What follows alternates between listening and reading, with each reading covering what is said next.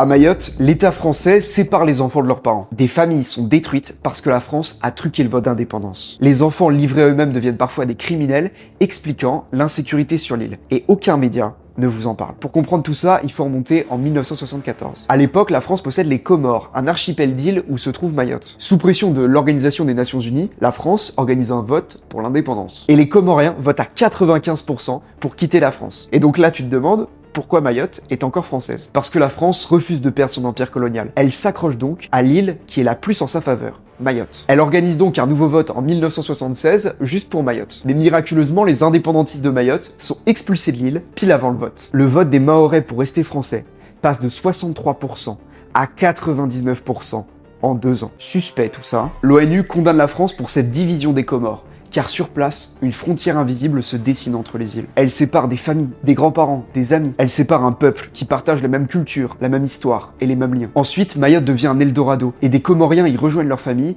dans l'espoir d'une vie meilleure. Certains s'y installent pendant des années, et puis ils sont expulsés du jour au lendemain, et parfois sans leurs enfants, qui eux restent seuls sur l'île. Voilà pourquoi 3000 à 7000 mineurs isolés vivent sur l'île. Imagine-toi, ils sont orphelins, livrés à eux-mêmes et sans éducation. Donc certains tombent dans la criminalité. La criminalité à Mayotte qui est dénoncée par les médias, ce n'est pas un hasard, c'est un système. Voilà comment on fabrique artificiellement des étrangers.